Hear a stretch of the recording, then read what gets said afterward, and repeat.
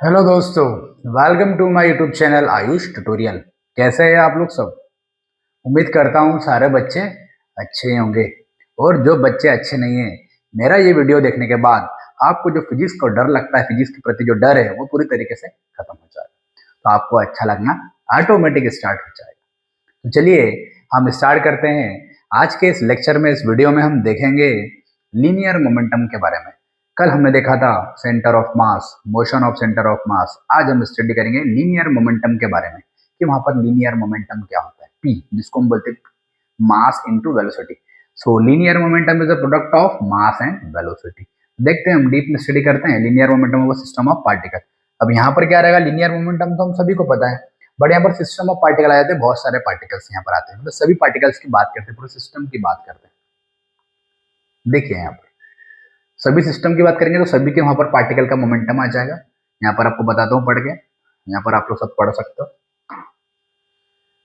Introduction part क्या हो जाएगा यहाँ पर? Introduction of part. In a system consisting of n particles with masses m1 m2 mn and individual velocity v1 v2 vn, the linear momentum of the ith particle given by vi equal to mi vi।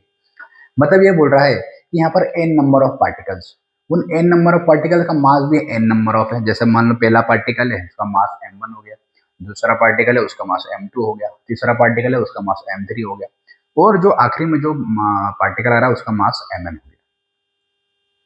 अब ये तो आ गया हमारे total particles, कितने आ गए total तो total particles का momentum क्या होगा? तो पहले पार्टिकल का मोमेंटम p1, दूसरे पार्टिकल का मोमेंटम p2, तीसरे पार्टिकल का मोमेंटम p3, ऐसे ऐसे करते n तक, n नंबर ऑफ, उसको टोटल मोमेंटम हमारा पी आ जाएगा। टोटल मोमेंटम पी आ जाएगा, उसको हम कैसे लिख सकते हैं? समेशन के फॉर्म में, समेशन ऑफ पी आई।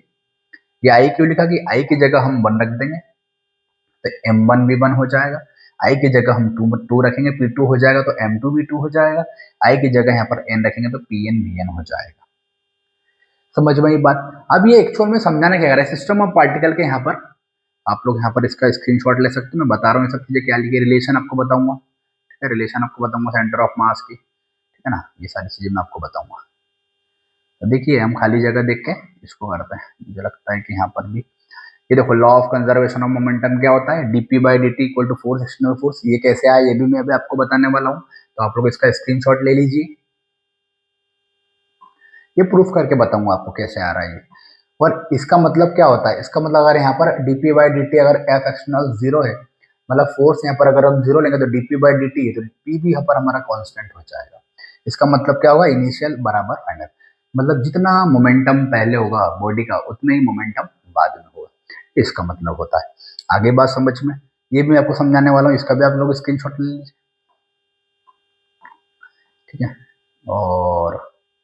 और भी वहां पर जो डायग्राम बना हुआ है, जो कि वहां पर रेडॉन और हीलियम में वहां पर स्प्लिट होते हैं, है ना, जो हमारा वहां पर रेडियम होता है वो रेडॉन और हीलियम में स्प्लिट हो जाता है, वो भी मैं आपको बताऊंगा। चलिए स्टार्ट करते हैं हम। कैसे वहां पर वो वैल्यू आई वो मैं आपको समझाता हूँ, कैसे वहां पर जो पीडीएफ में दिया हुआ है वो आपको क्या क्या चीज दी हुई है, आपको मैं एक एक लाइन बाय लाइन बताने वाला हूँ। तो ध्यान से हम समझते हैं। पहले क्या हमने देखा? पहले हमने देखा पहले हमने देखा क्या देखा हमने पहले, कि जो पार्टिकल है उसका टोटल मोमेंटम p है, और पहले पार्टिकल का p1, दूसरे का p2, तीसरे का p3, डेड डैश के आखिरी p कितना हो जाएगा? pn हो जाएगा। हमको पता है कि जो फोर्स होता है वो क्या होता है? न्यूटन के सेकंड लॉ ऑफ मोशन से, with the help of Newton second law of motion. क्या होता है बच्चा party Newton second law of motion? F equal to dp by d t. Yes, F equal to dp by d t. क्या हो जाएगा? F equal to dp by d t हो जाएगा। अब यहाँ पर देखना, आप लोग समझना मेरी बात को। यहाँ पर जो मोमेंटम होता है, वो होता है mass into velocity, mass into velocity. तो इसको हम दे देते हैं इक्वेशन नंबर 4। अब यहाँ पर हम टोटल मोमेंटम निकालते हैं। क्या निकालते हैं? Total momentum. जो वहाँ पर बहुत सारे पार्ट, एक सिस्टम है उसके अंदर बहुत सारे पार्टिकल्स है, सबके मोमेंटम अलग अलग होंगे, सबके मोमेंटम अलग अलग, वो निकाल लेते हैं हम टोटल मोमेंटम, वो यहाँ रख देंगे, टोटल फोर्स आ जाएगा। वही तो हमारा क्या होगा? टोटल मोमेंटम होगा सिस्टम ऑफ पार्टिकल्स के लिए। तो देखिए कैसे होगा ये। देखिए यहाँ पर पी की वैल्यू हम पी लेंगे ना, या फिर इसको कैपिटल एम भी कर सकते हैं। क्या हो जाएगा? एम वी, है ना। 2 मिनट का ध्यान से देखना सभी जन, ये हो जाएगा एम वी। ये हो जाएगा m1v1, ये हो जाएगा m2v2 dash dash dash dash, ये हो जाएगा mn ठीक है। अब ये पहले पार्टिकल का मोमेंटम, ये दूसरे पार्टिकल का मोमेंटम, ये n नंबर ऑफ पार्टिकल का मोमेंटम, तीसरे पार्टिकल का मोमेंटम कितना हो जाएगा m3v3 हो जाएगा, चौथे का कितना हो जाएगा m4v4 हो जाएगा, ये सारी चीजें हो जाएगी। अब यहाँ पर हमने एक बात समझ में आती है कि टोटल मोमेंटम हमारा कितना निकल के आएगा, m भी निकल के आएगा, तो हम यहाँ पर पुट कर देते हैं। इसको हम ऐसा भी कर सकते हैं, यहाँ पर जैसे यहाँ पर अपन चाहे तो इसको अपन क्या कर सकते हैं, यहाँ पर पुट करके देखते हैं, m भी हो जाएगा d/dt, टोटल मोमेंटम कितना है m कैपिटल V। अभी जो मास है वो बाहर निकल के आएगा, जो मास है वो बाहर निकल के आएगा, क्या हो जाएगा, ये एक्सटर्नल फोर्स होगा, नेट एक्सटर्नल फोर्स जो हम बाहर से लगा रहे हैं, टोटल फोर्स कितना निकल के आ रहा है m dv/dt।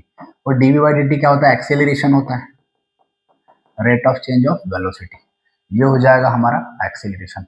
तो F इक्वल टू क्या हो गया, ma हो गया, क्या हो गया, F इक्वल टू ma हो गया।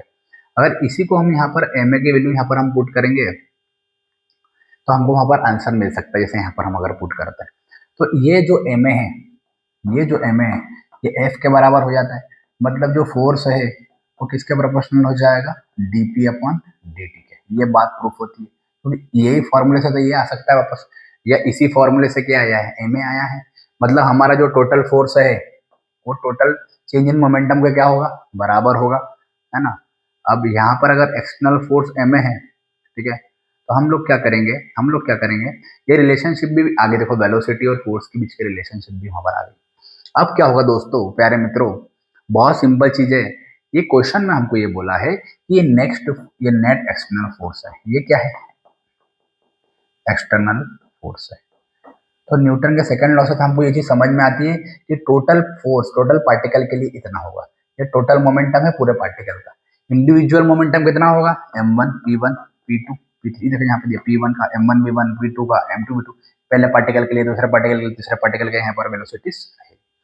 अगर आप नेट एक्सटर्नल फोर्स को जीरो कर देते हो, अगर आप नेट एक्सटर्नल फोर्स को आप जीरो कर देते हो, मतलब टोटल फोर्स को अगर जीरो कर देते हो, तो टोटल फोर्स को अगर जीरो करोगे तो dp/dt बचेगा, ये d/dt उधर जीरो चले जाएगा, p इक्वल टू क्या आ जाएगा, कांस्टेंट, p इक्वल टू क्या आ जाएगा, कांस्टेंट, क्योंकि डिफरेंशिएशन इधर इंटीग्रेशन में बदल जाएगा और इंटीग्रेशन वहां पर कांस्टेंट हो जाएगा, तो कितना आ गया, p कांस्टेंट। इसका मतलब क्या है, इसका मतलब बच्चा पार्टी ये है कि जितना मोमेंटम पहले होगा उतना ही मोमेंटम बॉडी का बाद में होगा। कांस्टेंट का मतलब ये होता है कि जितना पहला वैल्यू है उतने ही बाद में वैल्यू भी रहेगी।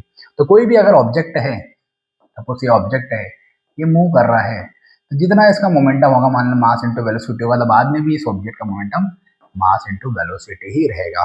इसका मतलब ये होता है कब, जब कोई भी बॉडी पर एक्सटर्नल फोर्स नहीं लगाया जाएगा, मतलब यहाँ से हमने कोई भी फोर्स नहीं लगाया, तो एक्सटर्नल लगा मतलब इंटरनल फोर्स लगेगा, भाई एक्सटर्नल फोर्स नहीं लगेगा मतलब इंटरनल फोर्स लगेगा। और जब यहाँ पर एक्सटर्नल फोर्स लगेगा तो इसका सेंटर ऑफ मास भी कहाँ रहेगा, बीच में ही रहेगा। और अगर हम बात करें अगर कांस्टेंट हो जाता है तो जितनी मोमेंटम पहला होगा उतना ही मोमेंटम ऑब्जेक्ट का बाद में भी होगा। यही इसका मतलब निकल के आता है। क्या होता है statement linear momentum system of particle का, कि वहां पर अगर बहुत सारे अगर सिस्टम ऑफ पार्टिकल्स रहेंगे, मतलब सिस्टम में अगर बहुत सारे पार्टिकल्स रहेंगे तो वहां पर कोई भी नेट एक्सटर्नल फोर्स नहीं लगेगा। अगर नेट एक्सटर्नल फोर्स नहीं लगेगा तो ही मोमेंटम क्या होगा, कांस्टेंट होगा। ये भी हमने प्रूफ करके दिया, जितना मोमेंटम पहले होगा उतना ही मोमेंटम बाद में होगा। अगर आप कोई नेट एक्सटर्नल फोर्स लग ही नहीं रहा है तो फिर मान लेते सपोज करते हैं हम कि यहाँ पर जैसे एग्जाम्पल एनसीईआरटी में दिया हमको रेडियम का, तो ये जो रेडियम है ये यहाँ पर मूव कर रहा होता सीधा सीधा, इसका सेंटर ऑफ मास अभी भी बीच में। अब क्या होता है, ये जो रेडियम है दो में टूट जाता है, इधर हीलियम चले जाता है एक तरफ और एक तरफ रेडॉन चले जाता है, तो रेडॉन चले जाता है और हीलियम चले जाता है। तो ये जो रेडियम है, ये रेडियम हीलियम और रेडॉन में टूट रहा है, तो फिर कैसे टूट रहा है, यहाँ पर जो पार्टिकल्स थे बाहर से तो हमने कोई फोर्स लगाया नहीं, कोई एक्सटर्नल फोर्स नहीं है, फिर भी मोमेंटम कांस्टेंट है। अब यहाँ पर हमने कोई फोर्स नहीं लगाया तो यहाँ पर सीधी सी बात है कौन सा फोर्स लगेगा, इंटरनल फोर्स लगेगा, कि अंदर कहीं ना कहीं वहां पर फोर्स लगेगा, एनर्जी रहेगी, तभी जाकर ये जो रेडियम है वो हीलियम और रेडॉन में टूट जाएगा। बट अभी भी इसका जो सेंटर ऑफ मास होगा ऑब्जेक्ट का वो सीधे ही रहेगा, यहीं पर रहेगा। क्यों सीधे रहेगा, क्योंकि हमने इस पर कोई भी एक्सटर्नल फोर्स नहीं लगाया है, और अगर हमने कोई एक्सटर्नल फोर्स लगाया ही नहीं है तो मोमेंटम कांस्टेंट होगा, और मोमेंटम कांस्टेंट होगा, यूनिफॉर्म होगा, जो पार्टिकल्स थे मोमेंटम के वो तो वही रहेंगे, सेंटर ऑफ मास तो वही रहेगा, बीच में ही रहेगा। क्योंकि जो पार्टिकल्स होते हैं, जितने भी पार्टिकल्स होते हैं सिस्टम के अंदर, उनका सेंटर ऑफ मास हमेशा बीच में होता है। कब? जब हमारा नेट एक्सटर्नल फोर्स क्या हुआ, जीरो हुआ। अब सीधे सीधे ऑब्जेक्ट जा रहा है, कोई फोर्स तो कुछ लगा नहीं, मतलब इंटरनल फोर्स लग रहा है। इंटरनल फोर्स के कारण ये दोनों टूट गए, हीलियम और रेडॉन में। रेडियम टूट गया, एक हीलियम में अल्फा पार्टिकल में टूट गया, अल्फा पार्टिकल होता है हीलियम, अल्फा पार्टिकल में टूट गया, एक रेडॉन में टूट गया। अब पर इसका अभी भी सेंटर ऑफ मास यहीं पर रहेगा, स्ट्रेट सीधा सीधा रहेगा, ना कि इधर और इधर हो जाएगा। क्यों? क्योंकि वहां पर कोई भी एक्सटर्नल फोर्स नहीं लगा है, वहां पर इंटरनल फोर्स सिर्फ केवल लगा हुआ है। आगे बात आपको समझ में, यही बात आपको समझना था। तो ये होता है हमारा जो है कि linear momentum of system of particles. हमको एक चीज और समझाएगी ये यहाँ पर, कि अगर आपके जो एनसीईआरटी में समझाया गया, जैसे यहाँ पर आप लोग देख सकते हो पेज नंबर 149 पर समझाया गया है, ठीक है, 149 पर समझाया गया आपका, है ना। क्या है? Trajectory of two star.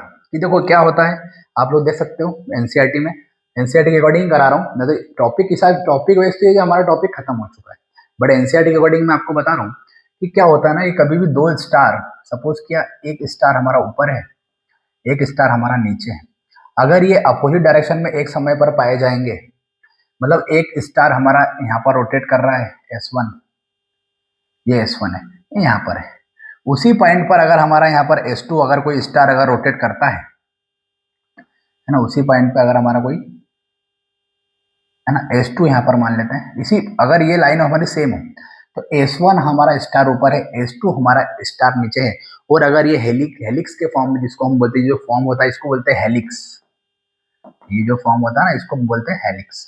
तो इसी हेलिक्स के फॉर्म पर ये इस तरीके से हो जाएगा, वो आपको प्रॉपरली, थोड़ा कॉम्प्लिकेटेड डायग्राम रहता है ये, आप समझना बात हो गया, डायग्राम बुक में बना हुआ है कि अगर यहाँ पर स्टार S1 ऊपर है और इसका मोशन है स्टार S1 का, येलो कलर का है, और येलो कलर का कलर जो है वो S2 स्टार को मोशन को बता रहा है कि जो स्टार कैसे चल रहा है।